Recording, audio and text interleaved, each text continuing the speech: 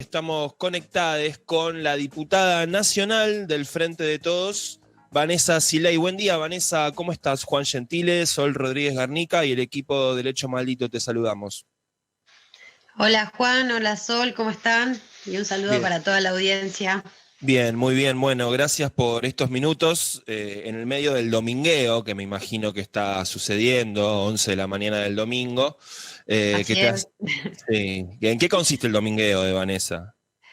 El domingueo de Vanessa, bueno, consiste en tomar mate a la mañana, leer los diarios, Sí, esperar a que se levante el hijo sí, y cuando se levante hijo, bueno, jugar. claro. Jugar todo lo que se pueda. Pero hay unas horitas ahí de Vanessa, sin hijo. Sí, sí, sí, sí, es como Clave. una tregua, digamos. Muy Fundamental bien. para aguantar después. Sí, sí, sí. Yo No, tengo una hija y. es fundamental, muy necesario. Hay que acostarse relativamente temprano para Para tener este aprovechar, momento, ¿no? para aprovechar bien tempranito. Yo te entiendo porque esas horitas a la mañana con el mate mientras duermen son claves. Sí, sí. Bien, Vanessa, bueno, varios temas que nos interesa conversar con vos. Lo primero que te queremos preguntar tiene que ver con lo que pasó esta semana en el Congreso, con la ratificación del convenio 190 de la Organización Internacional del Trabajo, de eliminación de la violencia y acoso en en ámbitos laborales. Te queremos preguntar, porque pasaron tantas cosas esta semana que eso quedó muy perdido en la agenda política y realmente nos parece una noticia importante. Que nos cuentes vos en qué consiste y sobre todo qué cambia a partir de esta ratificación. Sí, la verdad que fue muy importante porque Argentina se convirtió con esta ratificación, bueno, cuando sea promulgada la ley, en el tercer país del mundo en tener este convenio. Y cambia muchas cosas y mejora muchas de las que ya existen y ratifica otras tantas de las que ya existen. La eliminación, primero que le da un rango de normativa internacional a lo que es algo que ya existía en nuestro país, que es la eliminación de la violencia y el acoso en el mundo del trabajo con perspectiva de género. Este es el agregado novedoso que podríamos decir que trae este convenio 190, pero yo digo que ya existe porque cuando el artículo 14 bis habla de condiciones dignas de trabajo, bueno, en esa dignidad se encierra que no haya violencia o que no sea un ámbito violento el ámbito laboral. Y no es una cosa menor sufrir violencia laboral, y más cuando se trata de violencia laboral aplicada por la condición de género de la persona que trabaja, ¿no? Y también recordemos que está la 26845, la ley de eliminación de toda forma de discriminación contra la mujer, y el artículo 6 de esta norma también ya contemplaba que se podía ejercer violencia en el ámbito laboral. Y también, les digo la verdad, que muchísimas convenciones colectivas de trabajo ya contemplaban cláusulas, por ejemplo, licencias por violencias y algunas que otras cuestiones relativas a erradicar la violencia laboral. ¿Qué viene a hacer esta ratificación del convenio internacional? Bueno, viene a unificar todo eso, viene a unificarlo y le viene a dar unas tareas al Estado, para decirlo de alguna manera. ¿Cuáles son estas tareas? Bueno, tiene que crear herramientas fáciles para acceder a la justicia en reparación de los daños que se produzcan en caso de sufrir violencia laboral. Viene a darle una manda también al Estado para que cree una ley nacional para erradicar la violencia laboral. ¿Por qué? Porque ya existen leyes provinciales en varias provincias de Argentina, siempre la legislación provincial en esta materia suele estar adelantada, pero no hay una a nivel nacional. Y bueno, y hay que crear diversas herramientas para que esto no sea un principio declarativo, sino que se convierta en un principio efectivo y que modifique la realidad, ¿no? Y también otra cuestión que yo te quería preguntar es si, porque este convenio, por lo que yo pude escuchar en el debate en la Cámara de Diputados, tiene un alcance muy amplio, ¿no? No va solamente a el mundo del trabajo formal, se extiende también a otras formas de vínculos laborales como son, no sé, pienso en pasantías, trabajo informal, bueno, situaciones donde también el acoso y la violencia aparecen con mucha más fuerza. Si bien en el empleo formal también aparecen, pero digo, los vínculos más irregulares de trabajo, de alguna manera, facilitan, ¿no? Situaciones de acoso, de violencia, de abuso. Sí, eh, las condiciones de desigualdad son las más propicias para que la violencia prospere, digamos. O sea, cuanto más desiguales son las relaciones, cuanto menos protegidas están, más violencia va a existir. Y además contempla, cierto lo que vos decís, y este amplio ámbito de aplicación que podríamos decir que contempla este convenio, también contempla a las personas que buscan trabajo. Fíjate qué importante esto, porque cuántas veces nos ha sucedido particularmente y especialísimamente a las mujeres, que en la búsqueda de trabajo, en las entrevistas para conseguir un trabajo, se nos pregunta y se nos hace alusión a nuestra condición de si somos madres, no somos madres, si pensamos ser madres, si estamos embarazadas, si estamos en pareja, si nos vamos a casar, bueno, y tantas otras cuestiones que muchas veces operan como limitaciones o actos discriminatorios para poder acceder a ese empleo. Y cuántas veces ha sucedido que mujeres fueron acosadas en las entrevistas laborales y cuántas veces violadas también. Hay casos de violación en entrevistas laborales. Entonces, más allá de que eso es un delito y es una pena y corre por otro carril, es importante que se trabaje desde la óptica de la prevención, que es lo que intenta hacer este convenio, ¿no? Bien. Vanessa, pasando a otro tema. Esta semana pasaron un montón de cosas en materia de economía, en materia de política, y me parece, lo conversábamos con la mesa al principio del programa, está abierta una disputa de sentido, ¿no? Respecto de en qué momento está la Argentina, hacia dónde va. Hay muchos que plantean que hay un ajuste en marcha, ¿no? Lo vinculaban con la visita de la misión del Fondo Monetario, la baja del cuarto IFE, el cambio de la fórmula jubilatoria. Bueno, si bien cada uno de estos temas podríamos charlarlo por separado, digo, me interesa preguntarte a vos por ahí un poquito más cuál es tu mirada general respecto de en qué situación está la Argentina, si efectivamente, digo, ¿qué orientación está teniendo el gobierno del Frente de Todos en función de la discusión que está abierta con el sector económico principalmente, que presiona lógicamente o no tanto defendiendo sus intereses en materia, bueno, del dólar? Vimos nuevamente que el dólar paralelo subió. ¿Qué estás viendo vos? ¿Qué está pasando? ¿Cómo interpretas este momento? Bueno, claramente que siempre que se den discusiones que afecten o que se tomen decisiones que afecten intereses concentrados de sectores poderosos, esos sectores van a reaccionar intentando generar opinión pública. Por ejemplo, el día martes, que es el día además de las militancias, se puso en temario de sesión especial de la Cámara de Diputados el aporte extraordinario a las grandes fortunas, ¿no? Y esto despertó toda una serie de controversias en esta materia, y cuando nos ponemos a analizar la realidad, que esto es importante, ¿no? Y comunicar la realidad también, se trata de menos de 10.000 personas, un poquito más de 9.000 personas las que estarían, por ejemplo, afectadas por este aporte extraordinario por única vez, es decir, hay que poner un 2% del patrimonio que superen los 200 millones de pesos, sí. 200 millones de pesos, que estoy segura que ninguno de ustedes lo tienen, yo no lo tengo, y la mayoría de los oyentes que está escuchando Futurock ahora no tiene 200 millones de pesos como patrimonio, porque solo lo tienen 9.000 personas en la Argentina, porque esto grava a personas físicas, y esta discusión entonces después empieza a tener sus vértices. ¿Por qué? Porque no quieren, los sectores poderosos no quieren hacer esta colaboración que se necesita para que el país salga adelante.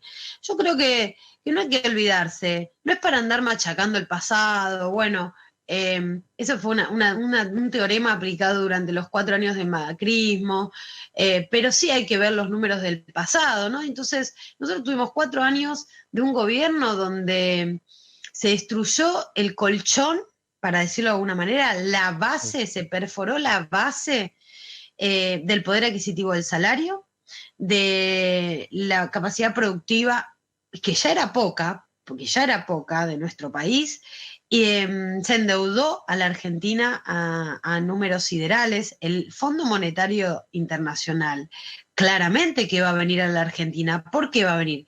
Porque la deuda que tiene Argentina contraída con el fondo es la más grande de todo el mundo.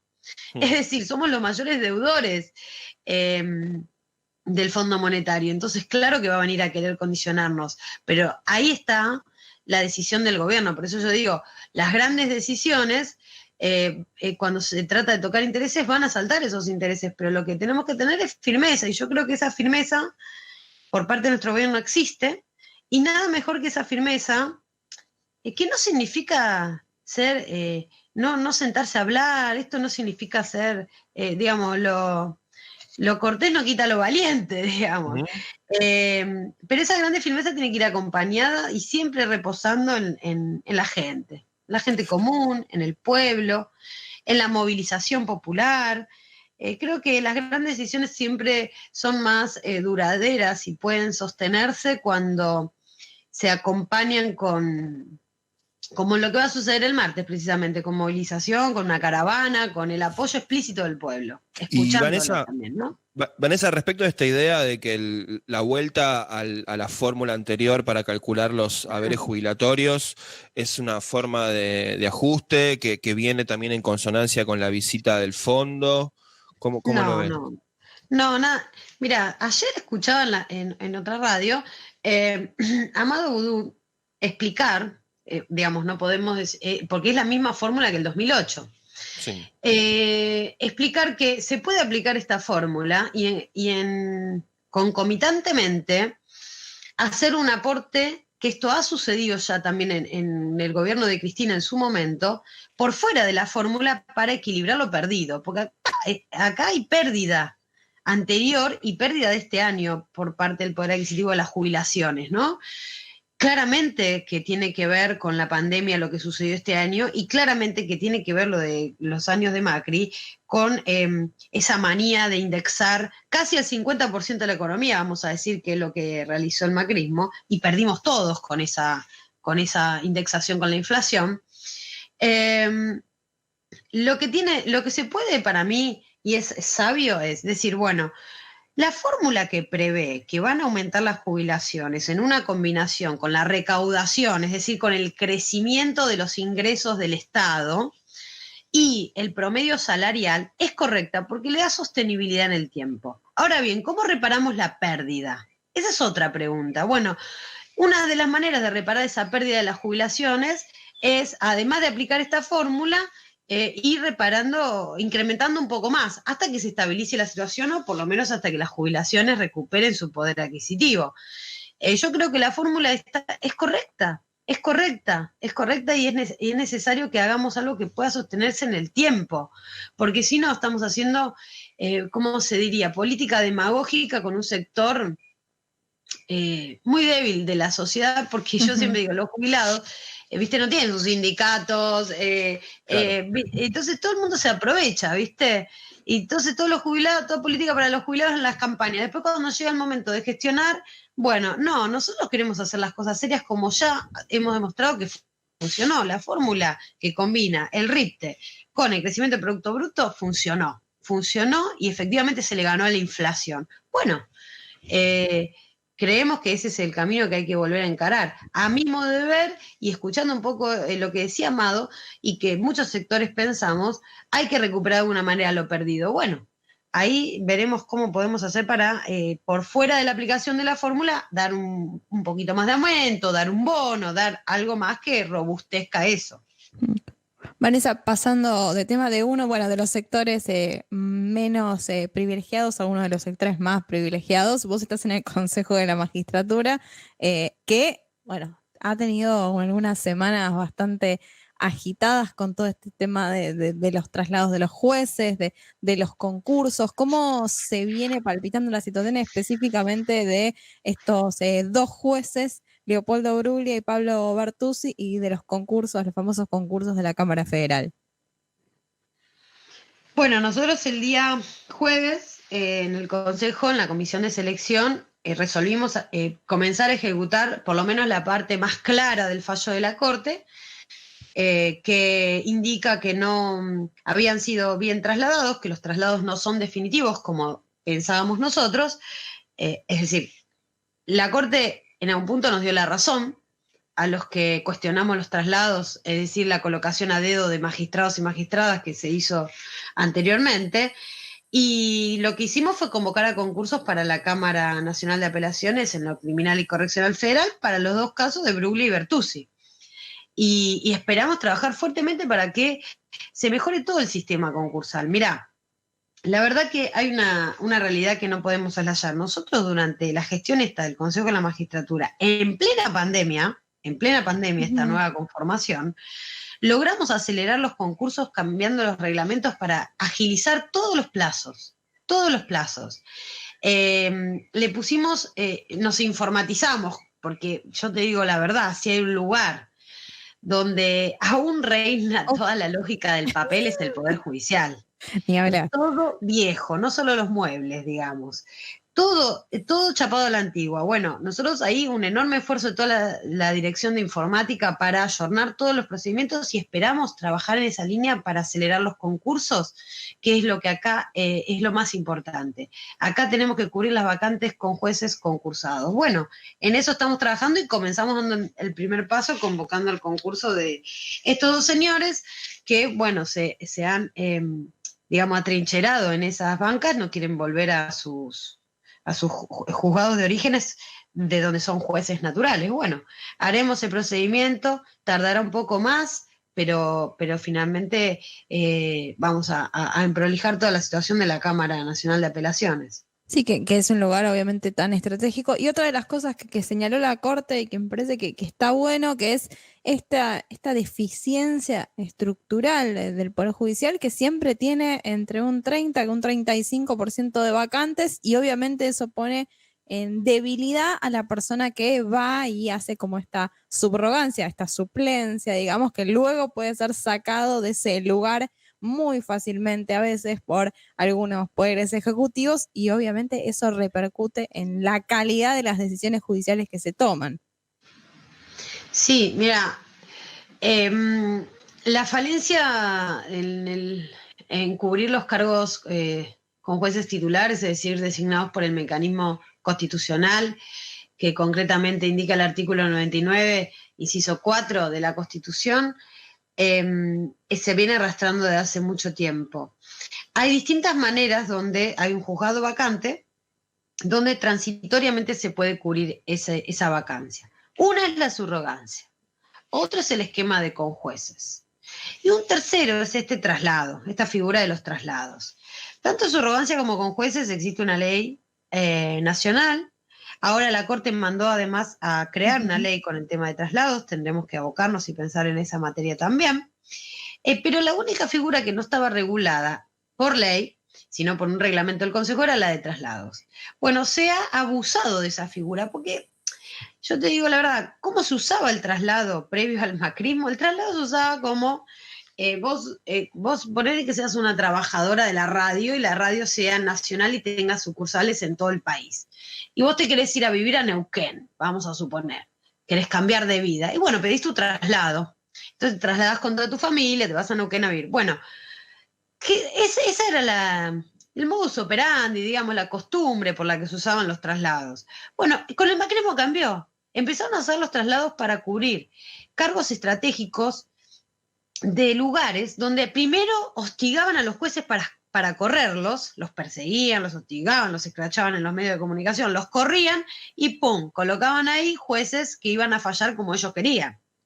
Que no solamente iban a fallar como ellos querían en las causas para perseguir a nosotros, digamos, al gobierno anterior, a los dirigentes sindicales, a los dirigentes políticos, sino que además para garantizarse la impunidad futura. Entonces, se tergiversó toda la figura del traslado. Entonces está bien reencauzar y que, bueno, ahora tengamos que hacer un nuevo reglamento del Consejo y una ley nacional por primera vez de esta figura con restricciones.